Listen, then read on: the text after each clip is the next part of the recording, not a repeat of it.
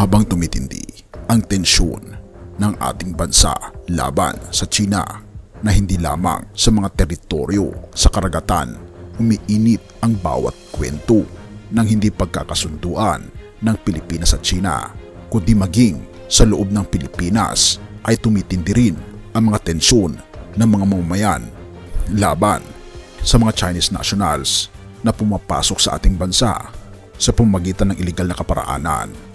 At tila baga matagal nang pinagplanuhan ng China ang sakupin ang ating bansa, sakupin ang mga negosyo, teritoryo, at tila baga isang napakalaking sindikato ng mga inchik ang sumisira sa soberanya ng Pilipinas.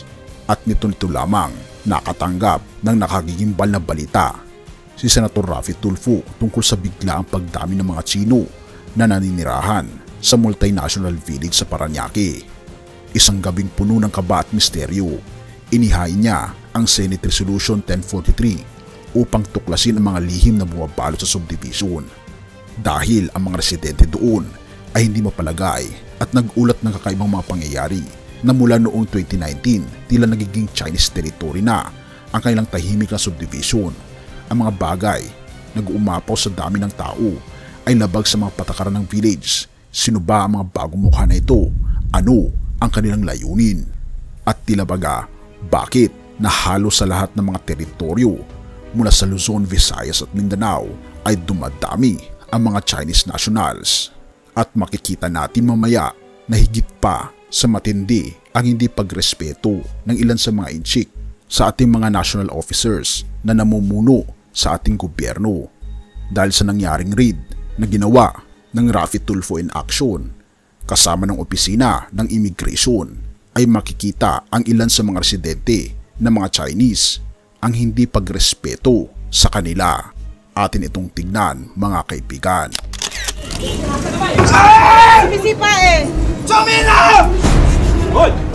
Jomina! What's your purpose to doing that? Because we are immigration and You first. we're not hurting you. Sir pa! Sir pa capture na camera. Relax. Bakit bakit po? Customer lang po. Huwag mo harangin taga-immigration. Hindi po kami maharang. Okay, doon ka. Doon kayo, ikaw na. Ba't ka nandito sa Pilipinas? Bisita kami dito. Andiyan yung family namin dito. Jomina! Hoy! Jomina! Tatya lang ha? Ano? Change!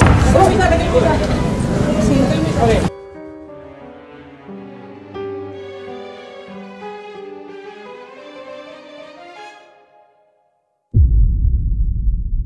Ating nakita sa video ang hindi pagrespeto ng mga Chinese habang kinukumpronta sila ng mga immigration officer. Ngunit may mas malalim pa na nakatago sa likod ng mga pinto. Sinabi ni Senator Win Gatchalian na ang lugar na tinatawag na City Garden ay nagiging pugad daw ng kahina-hinalang aktibidad. Isang raid ang isinagawa sa isang bahay kung saan nadakip ang 10 Chino na naghihingalang sangkot sa love at cryptocurrency scams, kasama ang isang Pilipinong bodyguard na may hawak na walang dokumentong baril. Ngunit hindi dito nagtatapos. Ang mga nadakip ay pinaniwala ang mga pugante mula sa isang naunang raid sa isang illegal na online gambling compound sa Bamban, Tarlac. Anong mga sikreto pa ang tinatago nila? Anong banta ang dala ng kanilang presensya? Kailangang tukuyin ang mga kakulangan at butas sa mga proseso ng gobyerno at pambansang seguridad na nagreresulta sa pagdaas ng mga krimen na karamihan ay kinakasangkutan ng mga dayuhan, ika pa ni Gatchalian. Isang misteryo na naghihintay ng kasagutan, isang takot na bumabalot sa mga puso ng mga residente. Sa kabila ng mga pagsisikap, patuloy dumarami ang mga Chinong ito. Isang araw na punong-puno ng mga madilim na pangyayari. May nadakip na 37 na Chino na sangkot sa illegal na retail trade. Sino pa ang kanilang kasabwat? Anong panganib ang dala nila sa bawat sulok ng subdivision? Ang bawat tanong, bawat sagot ay magbubukas ng mas maraming pang misteryo habang iniimbestigahan ang 37 na Chino na ito. Hanggang kailan magtitiis ang mga residente? Hanggang kailan sila maghihintay ng katarungan? Sa bawat gabi, ang takot ay lumalalim, ang mga araw ay dumidilim, at ang kwento ay nagpapatuloy sa kung ano talaga ang motibo ng China sa ating bansa. Puno ito ng kaba at puno ng misteryo. Habang patuloy na inimbestigahan ni Senator Tulfo at Senator Gatchalian ang mga pangyayari, patuloy pa rin ang panganib sa bawat pintig ng puso ng bawat Pilipino. Ano ang lihim na itinatago ng multinational village? Sino ang tunay na kalaban? Ang bawat takbang, bawat kilos ay magdadala sa kanila sa isang mas madilim na katotohanan. Magiging handa ba sila sa kanilang matutuklasan? Abangan ang susunod na kabanata. 1 Peter 5:8. Kayo maging mapagpigil, kayo maging mapagpuyat.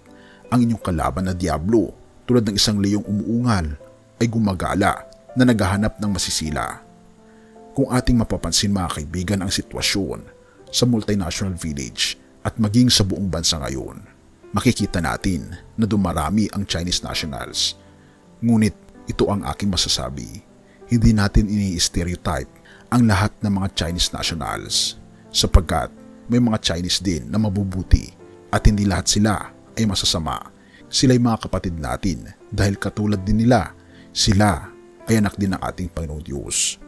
Kaya nga naman, tayo ay manatiling mapanuri sa mga nangyayari sa ating bansa at huwag nawa ang pagdududa at sama ng loob ang umiral laban sa mga Chinese nationals. Ipakita natin kung ano ang tunay na Pilipino na may puso mapag-unawa. Purihin ang ating Panginoong Diyos at salamat kaibigan sa iyong panonood. Tayo manalangin. O aming Diyos na makapangyarihan sa lahat, kami po ay lumalapit sa inyong harapan na may buong kababaang loob at taus-pusong nananampalataya sa inyo. Kami po ay nagmamakaawa sa inyo na pakinggan ang aming panalangin para sa multinational village sa Parañaque at maging sa buong Pilipinas. Panginoon, sa kabila ng mga kaguluhan at takot na bumabalot sa aming komunidad, kami ay nananalig sa iyo. Sapagkat kayo lamang ang aming kanlungan at sandigan, naway bigyan niyo po kami ng tapang at lakas upang harapin ang mga pagsubok na ito. Kami po ay umihiling ng proteksyon mula sa inyo laban sa mga taong may masasamang mga balak sa amin. Ilayo niyo po kami sa panganib at kasamaan. Naway magbigay kayo ng kaliwanagan sa aming mga pinuno, sina Senator Raffy Tulfo at Senator Win Gatchalian, na magsumikap pa na itaguyod ang katarungan at kapayapaan sa aming lugar. Bigyan niyo po ang mga senador, maging ang mga leaders po namin ng aming Pangulo ng katatagan, karunungan upang mapagtagumpay nila at may sakatuparan nila ang kailang mga layunin. Ama naming Panginoong Diyos, tulungan niyo po kami na magkaroon ng mapagpigil at mapagbantay na pagkatao. Naway patuloy kaming magtiwala sa inyong walang hanggang pagmamahal at paggabay. Sa bawat hakbang namin, samahan niyo po kami at naway maging inspirasyon kami sa isa't isa upang mapagpatuloy sa pag-asa at pananampalataya.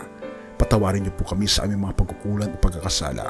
Puspusin niyo po kami ng iyong banal na espiritu upang kami ay maging instrumento ng kapayapaan at katarungan sa aming komunidad.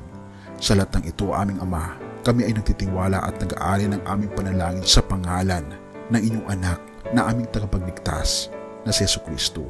Amen.